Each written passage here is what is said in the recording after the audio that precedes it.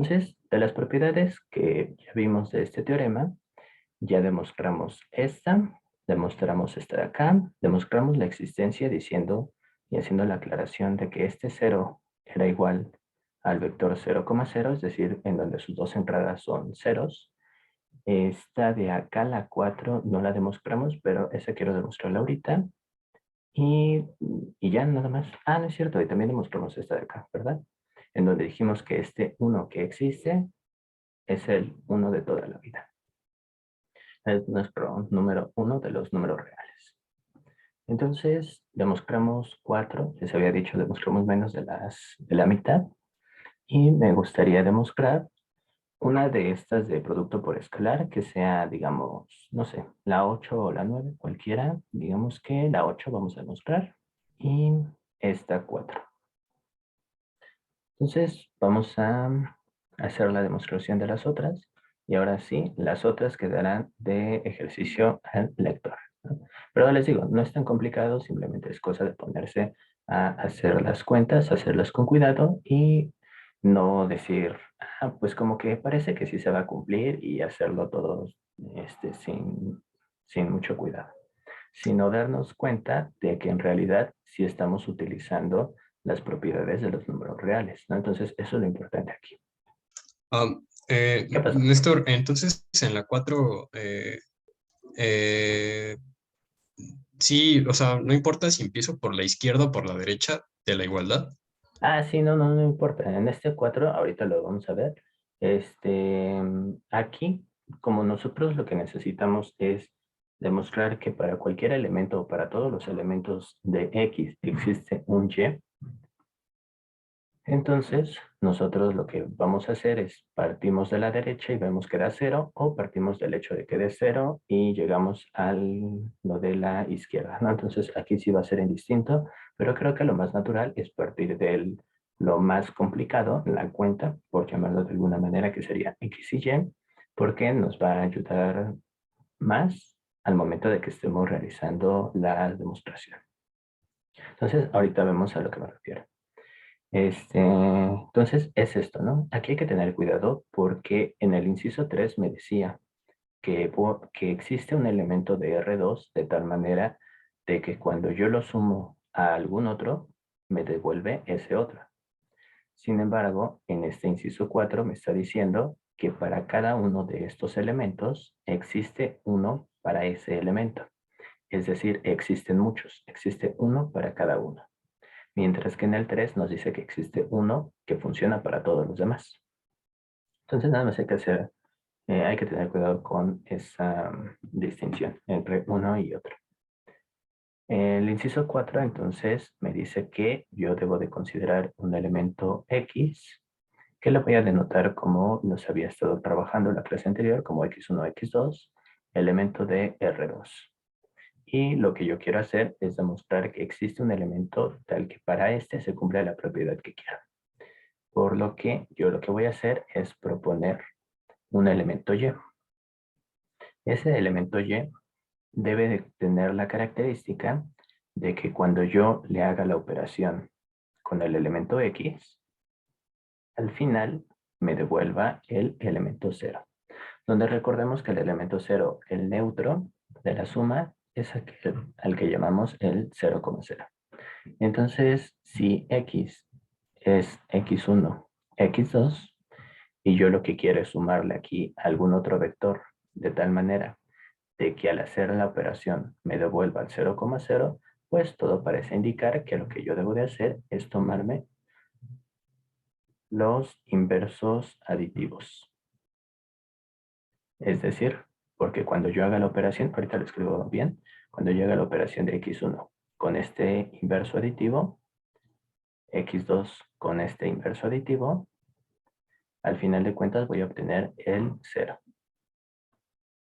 Entonces, por eso es que la idea de proponer a mi vector va a ser el menos x1 menos x2.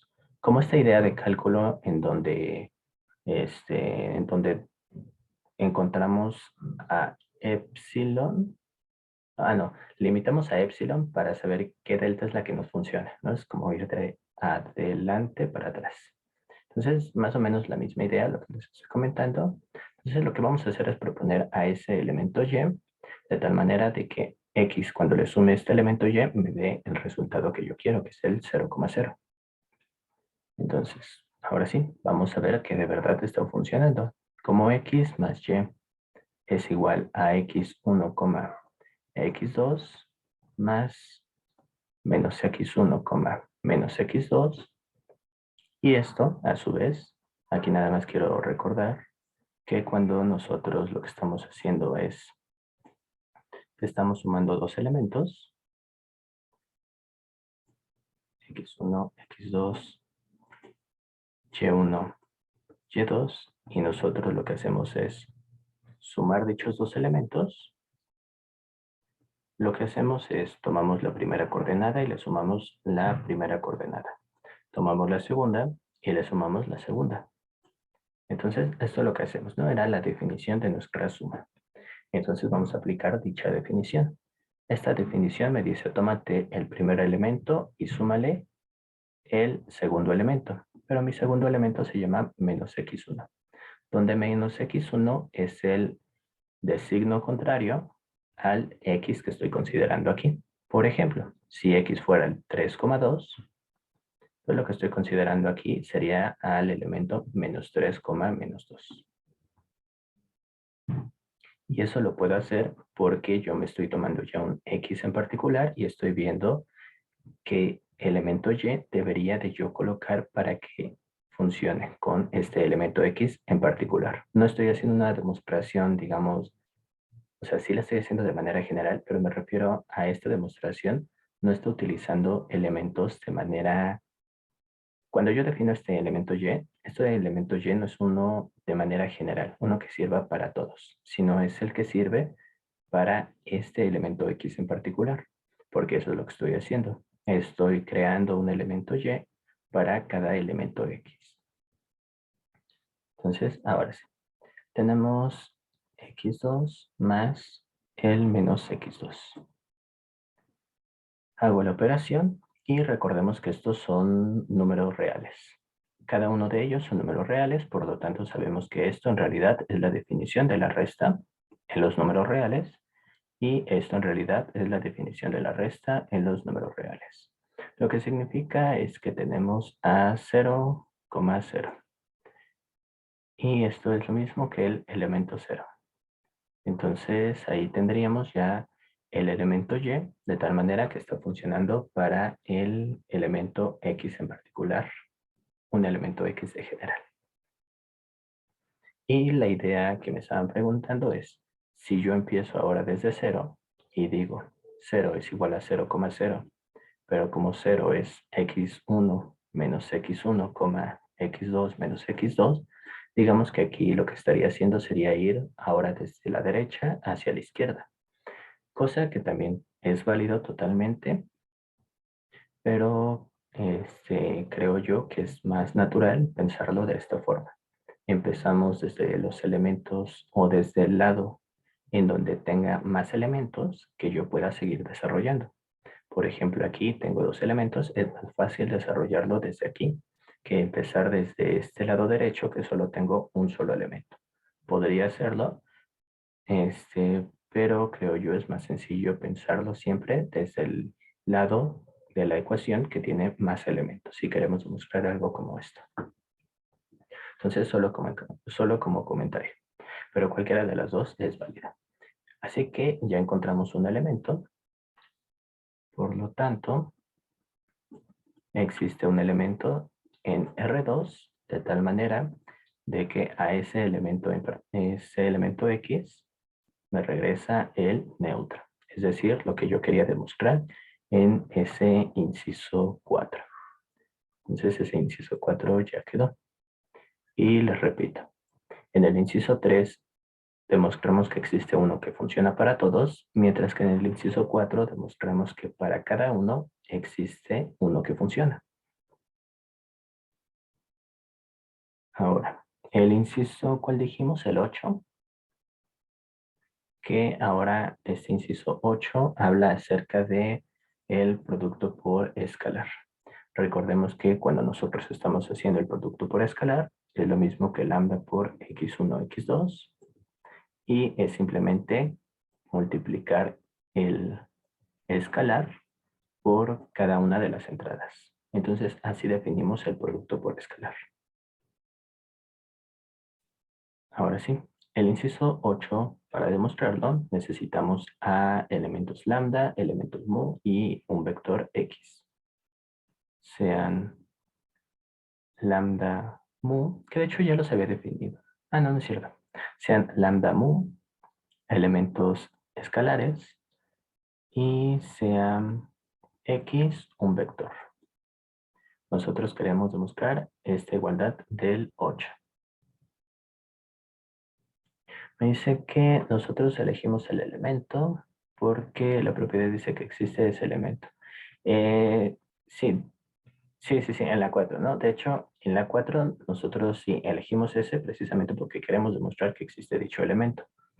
Entonces elegimos, o más bien, más que elegirlo, diría yo que proponemos a este vector y. Y una vez que ya proponemos a este, simplemente nos cercioramos de que de verdad esté funcionando. Digamos que aquí hicimos dos cosas. Sí, nada más era como comentario del 4. Y este de acá sí es el 8. Entonces nada más para cerrar lo del inciso 4. En el inciso 4 dijimos, aquí en realidad estamos haciendo como dos pasos. El primero de los pasos es demostrar la existencia. Aquí lo que estamos haciendo es demostrar la existencia. Y en matemáticas en general van a existir dos maneras de demostrar la existencia de las cosas. La primera de ellas es utilizando un teorema que me diga existe, y la otra es diciendo, mira, aquí está el elemento. Entonces es lo que estamos haciendo, estamos proponiendo ese elemento y decimos, mira, aquí está nuestro elemento. Entonces estamos demostrando la existencia de este elemento, que de hecho este elemento haría falta decir que es un elemento de R2, ya que X1 y X2 son elementos de R, por lo tanto sus inversos aditivos también son elementos de R, por lo tanto es un elemento de R2, ¿no? También haría falta decir eso de ahí. Entonces aquí estamos demostrando la existencia y en esta segunda instancia lo que estamos haciendo es demostrando que sí funciona ese elemento. Aquí estamos demostrando que ese elemento de verdad funciona.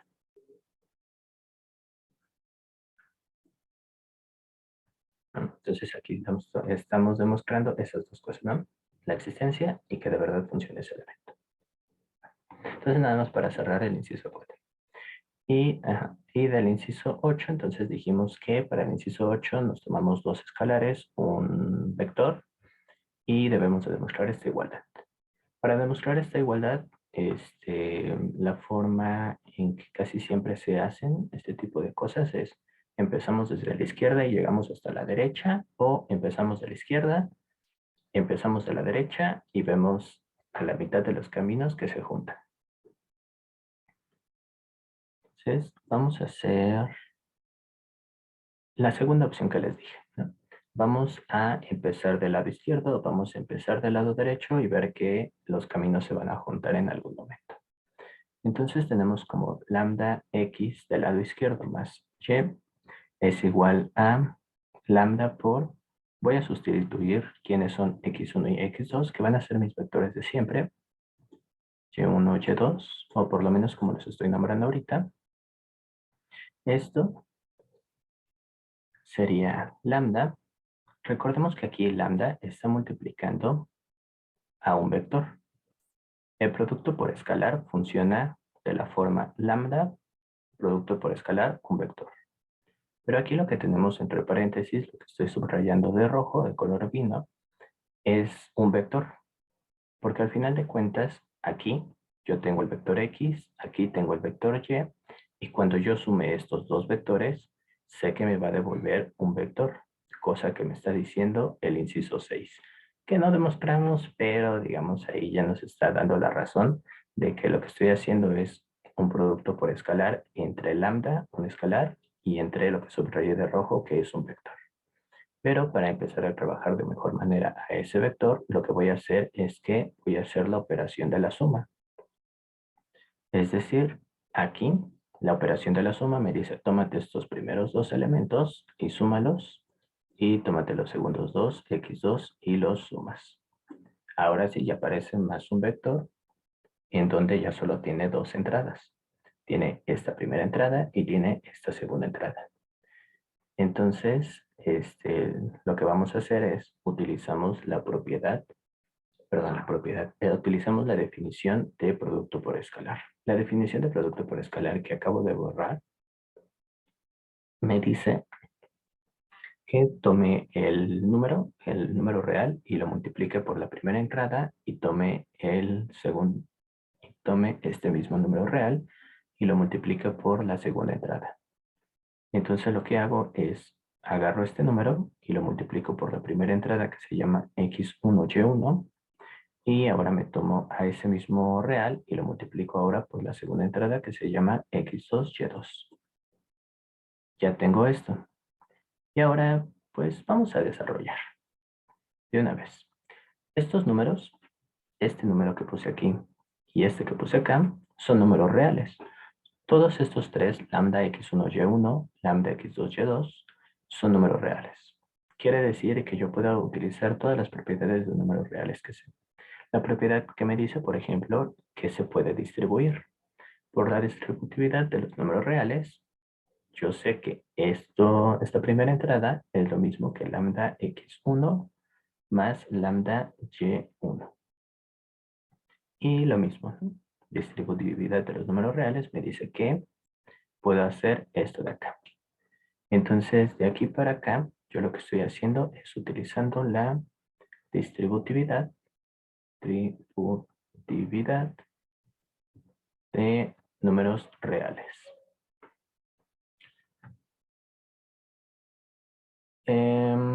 No, sigue siendo vector. De hecho, es que me preguntan si dejó de ser vector cuando nosotros hicimos la operación. Pero no, siguen siendo vectores.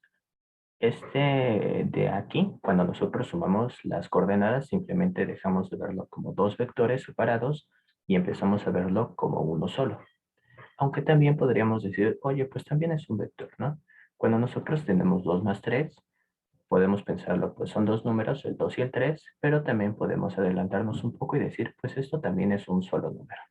Entonces, era la idea en un principio que esto era un solo número, pero también cuando nosotros lo sumamos y hacemos la operación, sigue siendo un número. Ahora sí ya, como todo el mundo diría, un solo número.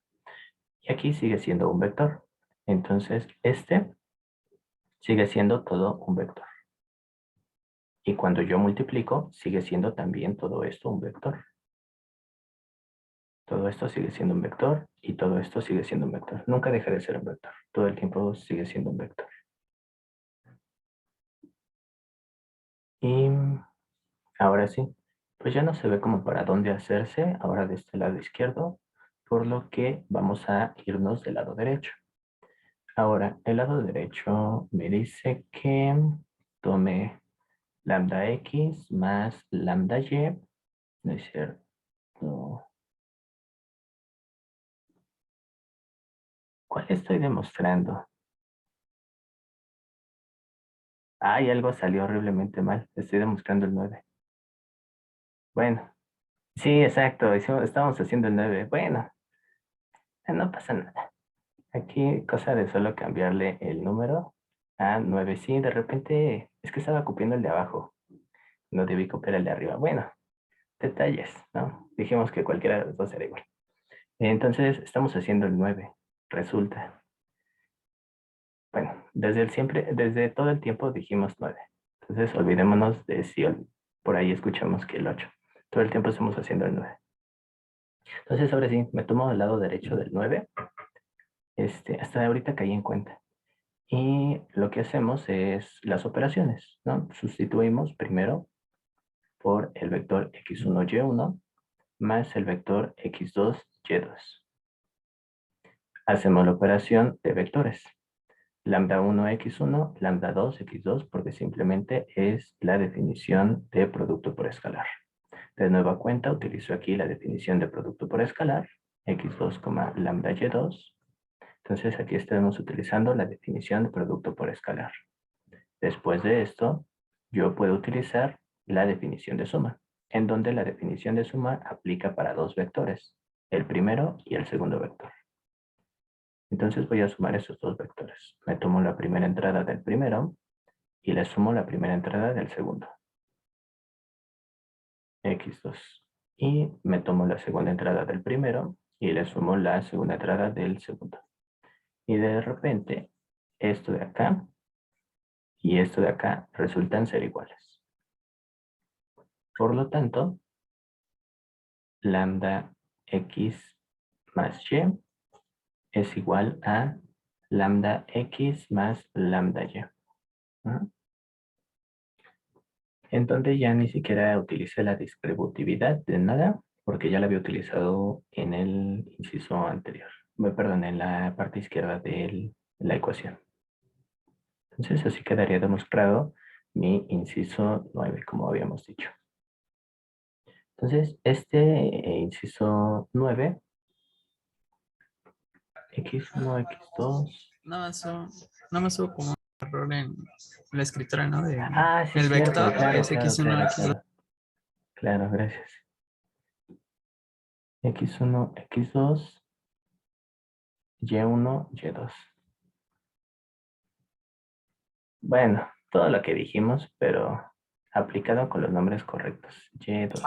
Se entiende, se entiende. Exacto, exacto. Este, x, lambda x2.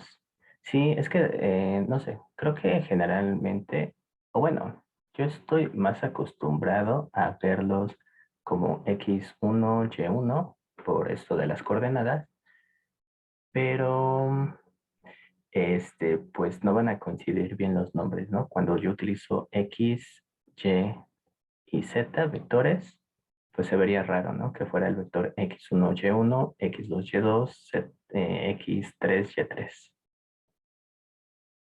Entonces, por eso decidí mejor hacerlos de esa forma. Lambda x1 más lambda y1. Simplemente estoy renombrando todo porque como que, como que me equivoqué al momento de poner los nombres.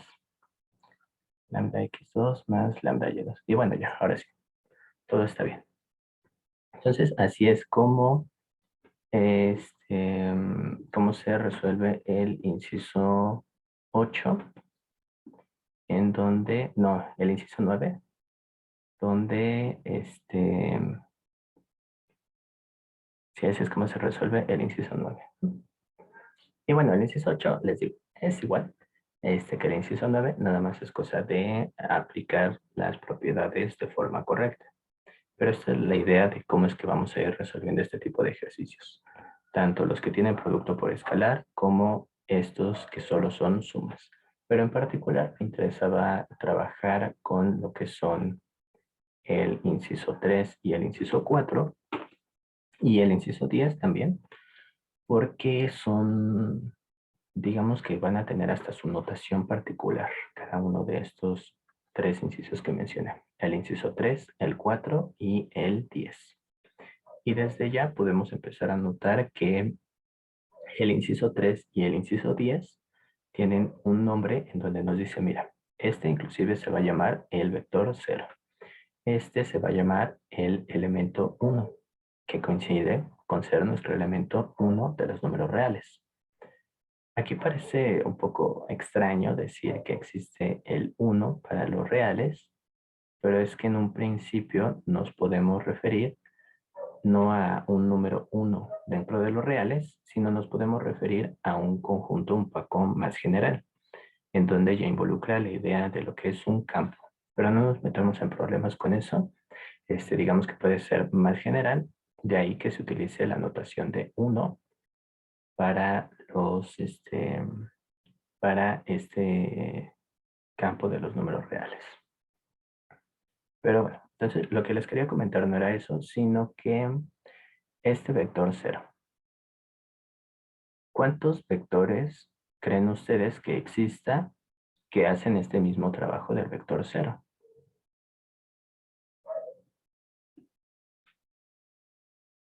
Pues, pues sí, ¿no? O sea, uno diría, pues nada más Es el como 0. único, ¿no? Exacto, ¿no? La idea es que sea único.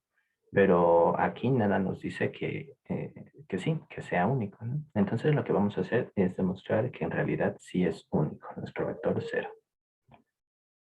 Entonces esas serían otras propiedades que van a cumplir. Y también, aprovechando esa idea, si nosotros ya tenemos un vector X, ¿cuántos vectores existirían de tal manera de que sean los inversos de ese vector X? Pues la misma idea, ¿no? O sea, solo existe un solo vector. Es decir, cada uno de los X tiene su vector inverso con la suma. Entonces, tanto el 0 es único para todos, ese sí no hay pierde, tanto que si ya tenemos un vector X, solo existe un inverso para ese vector X. Entonces, son de las dos propiedades que vamos a demostrar en un momento más. Simplemente, ya para terminar el comentario muy extendido sobre este teorema,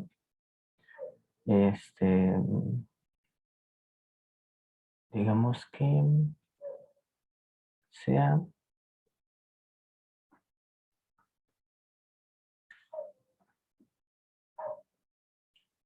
en este caso, nosotros lo que hacemos es definimos como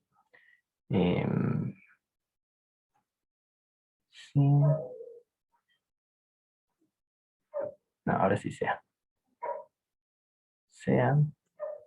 V un conjunto con una suma asociada a sus elementos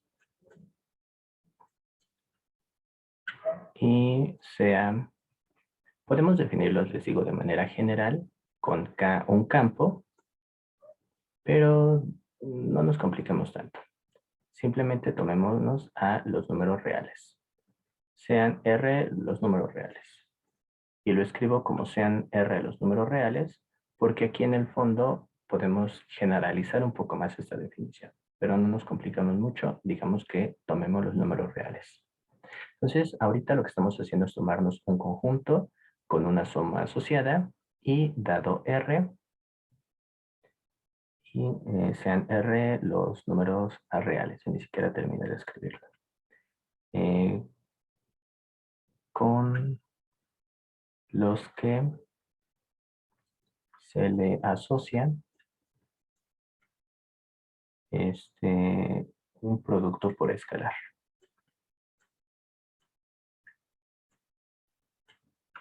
Es decir, hacemos lo mismo que hicimos en la clase pasada. Definimos una suma, definimos un producto por escalar, pero ahora para un conjunto V. No necesariamente R2, sino un conjunto V de manera general. Si cumple las propiedades del 1 al 10, enunciadas en el teorema anterior,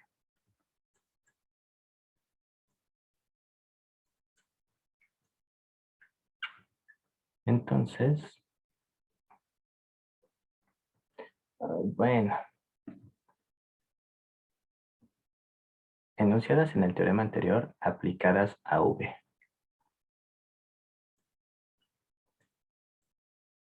Lo que hago para no escribir las 10 otra vez. Aplicadas a V. Decimos que V es un espacio vectorial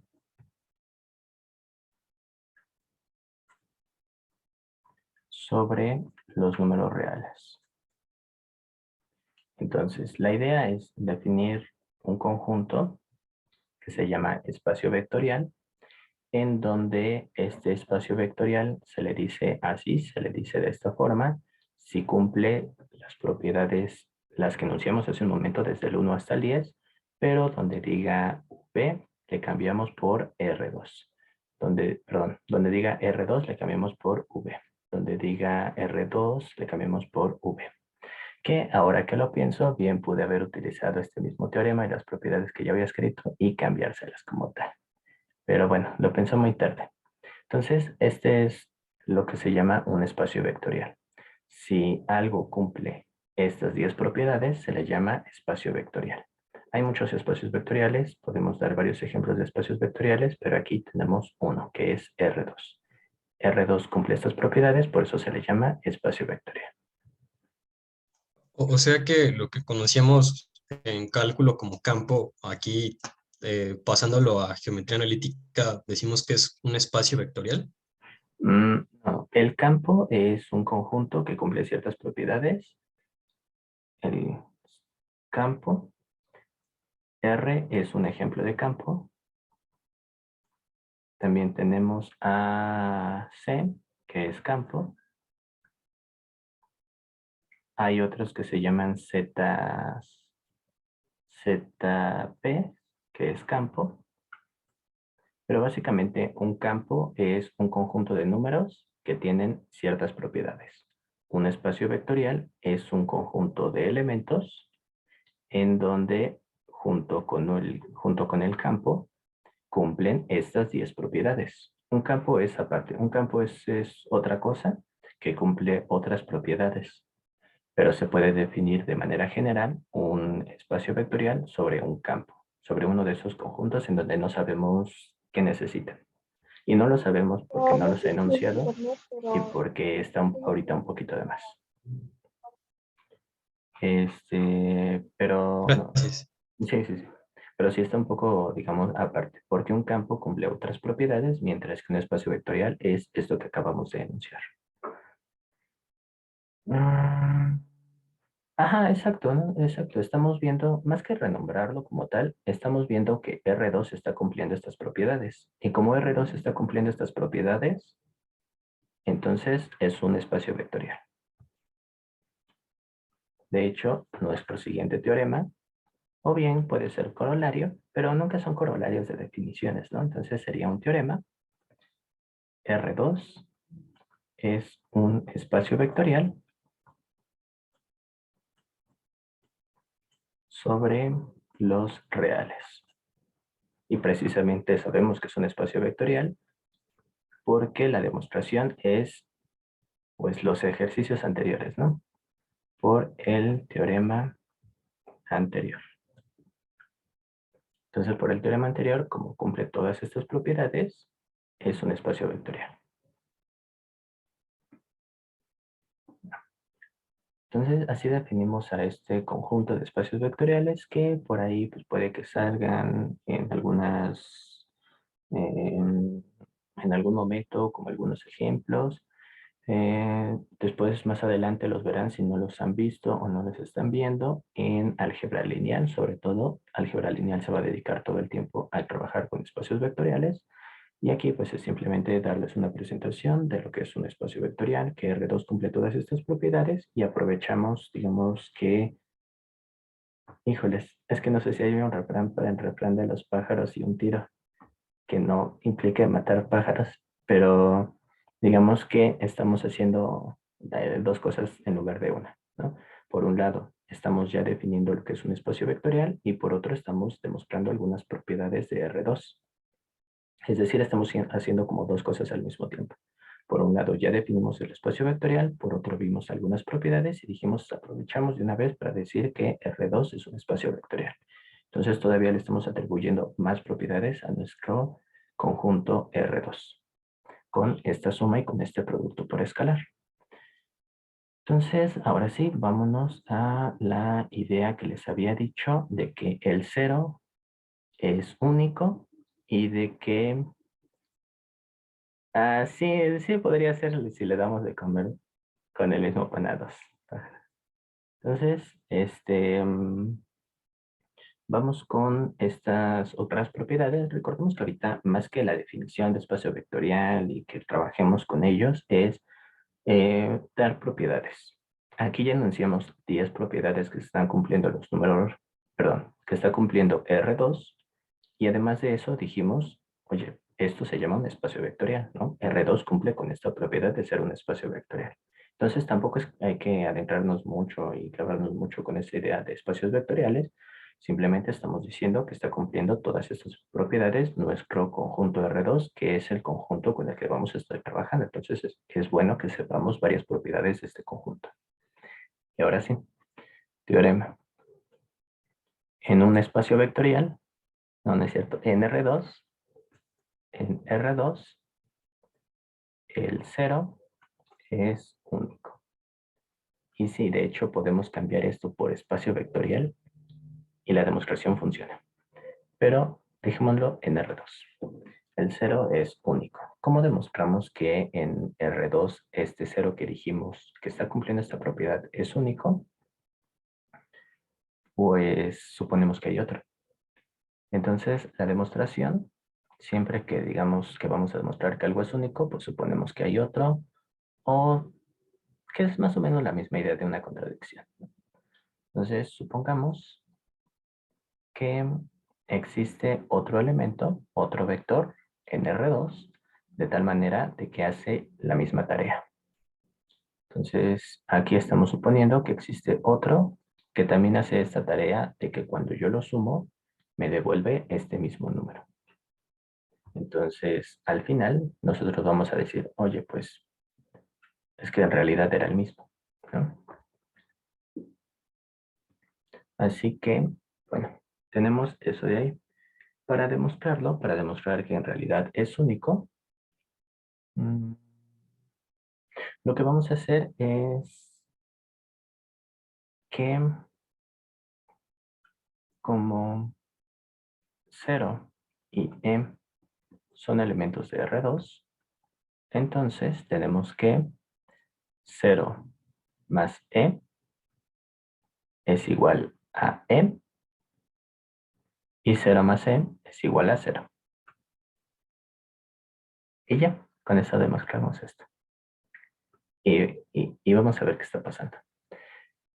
Por un lado, aquí yo estoy utilizando dos propiedades al mismo tiempo.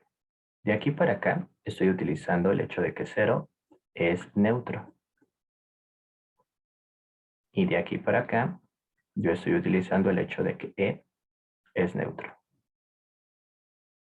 Es decir, como 0 es un elemento de los números de R2, y como e es el que estoy diciendo que no le hace nada al otro elemento de R2, por un lado, como no le está haciendo nada a este elemento que se llama 0, lo deja igual.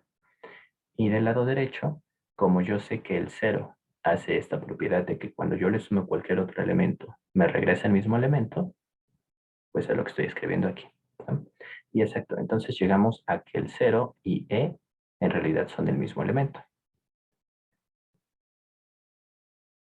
Nada más voy a escribir eso. Por lo que 0 es igual a e, es decir, empezamos con que existía algún otro y a fuerzas dijimos, mira, pues es que es en realidad el mismo elemento. Es decir, 0 es único. Entonces así quedaría demostrado el hecho de que el elemento 0 es único. Y en algún momento utilizamos que fueran o que estuvieran en R2, pues no del todo, ¿no? Sí utilizamos que estaba en R2 porque utilizamos las propiedades de R2, pero de igual manera, bien pudimos haber dicho, mira, si yo ya sé que un espacio vectorial se comporta de esta manera, esa demostración cámbiale a V y se sigue valiendo. Entonces, ya después, esta demostración la podrán utilizar en sus clases de álgebra lineal y va a estar bien hecha. Entonces, esto funciona para cualesquiera, pero les digo, por el momento hay que centrarnos en R2. Y nuestro siguiente y último teorema nos dice que sea X un elemento en R2. Es más, vamos a decir de una vez quién es X. No, mejor no. Que sea X un elemento de R2. Nosotros lo que queremos demostrar es que su inverso es único. Y el inverso quiere decir que es este elemento, el elemento al que llamé Y, de tal manera de que cuando yo se lo sumo, me devuelve el 0. Entonces, para la demostración, yo lo que voy a hacer es considerar que existen dos, algo como lo que hice en el anterior. Entonces, supongamos que existen dos elementos, que existe Y y que existe Z, de tal manera de que X más el primer elemento es el 0 y también de que X más el segundo elemento resulta ser el 0. Y de nueva cuenta, nosotros lo que vamos a hacer es demostrar que en realidad son el mismo elemento. Entonces lo que necesitamos demostrar es que estos dos son en realidad el mismo elemento y no estoy haciendo otra cosa más que demostrando que es único el inverso. Para demostrar esta unicidad, de nueva cuenta vamos a hacer algunas sumas con ceros, vamos a hacer, bueno, solo sumas de ceros. Y lo que yo hago es tomar por un lado a y le voy a sumar a el 0. Sumarle el 0 yo sé que puedo hacerlo porque la propiedad 3 me lo está diciendo. Cuando tú le sumas el 0 a cualquier elemento, te devuelve el mismo elemento. Por otro lado, yo sé que esto se está cumpliendo. Entonces, como yo sé que esto se está cumpliendo, voy a sustituir el valor.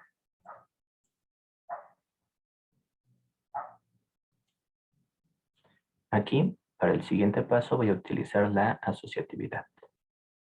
Quiere decir que puedo yo primero sumar los primeros dos y también es lo mismo. Pero estos dos, como podemos notar, nos van a dar el 0. Sí, aquí es x más y aquí es y más x, pero me puedo valer del inciso 5, en donde me voltea los elementos, y esto es lo mismo que y más x. Entonces son iguales. Por lo tanto, yo tendría aquí 0 más z, que esto no es otra cosa más que z. Por lo tanto, yo tengo que y es igual a z. Por lo tanto, los inversos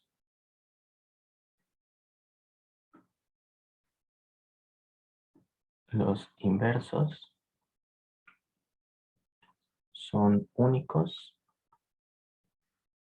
para cada elemento de R2. En ningún momento tuve que utilizar el hecho de que, de que estoy trabajando en R2 de manera directa, simplemente utilicé propiedades que todo espacio vectorial tienen. Entonces, solo como comentario, esta demostración también se vale para cualquier espacio vectorial, aunque está de más decirlo porque yo me quiero enfocar en R2. Entonces, aquí está la demostración de por qué si nosotros tenemos un elemento, ese elemento en realidad es único. Y simplemente voy a agregar como notación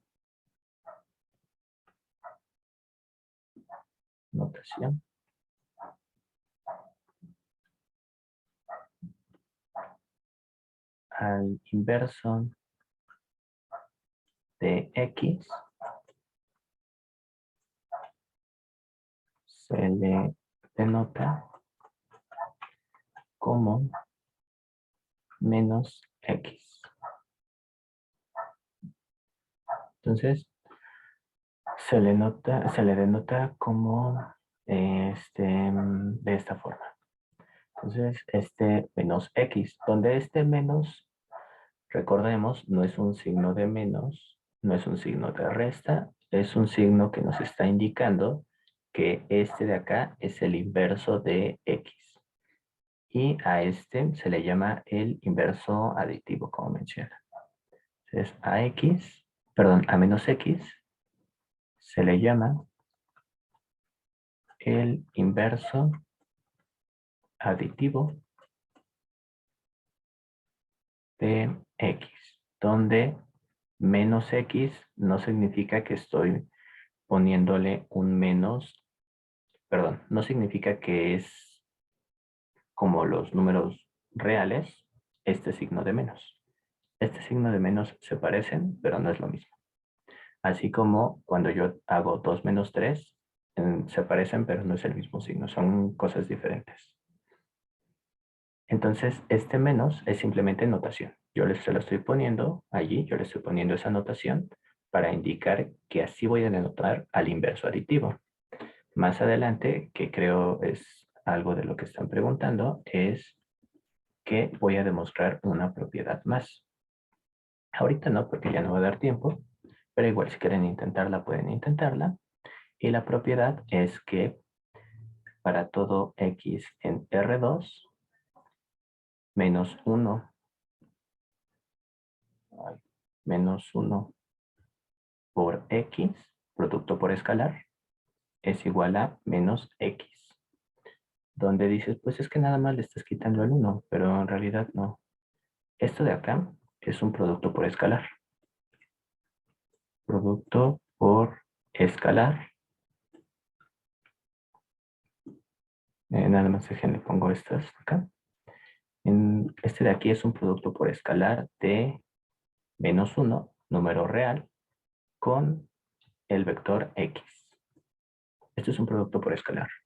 Este de acá es el inverso aditivo de x. Quiere decir, de este lado tengo un vector, de este lado tengo un vector por un número real. Del lado izquierdo tengo el vector x multiplicado por el menos 1. Del lado derecho tengo al inverso de este vector que estoy multiplicando del lado izquierdo. Entonces, son cosas diferentes, pero pues todo parece indicar que todo se va a comportar de buena manera y no tenemos que estarlo como tratando con muchas pinzas, más que para demostrar estas proposiciones. De ahí que se utilice la misma notación, ¿no? De ahí que se utilice esta misma notación del signo de menos para los inversos aditivos que el menos de los números. Pero en principio son signos diferentes. Nos están indicando cosas diferentes.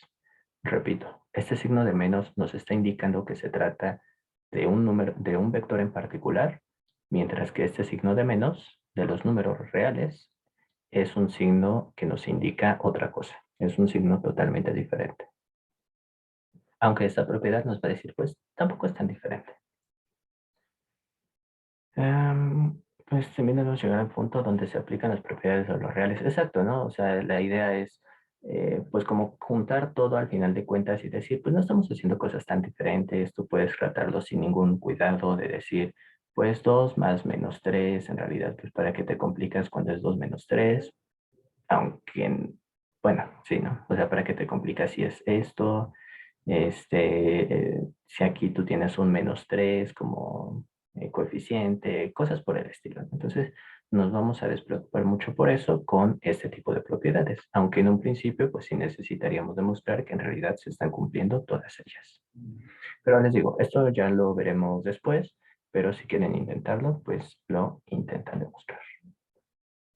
Entonces, nos vemos el día martes de la siguiente semana y pues ya,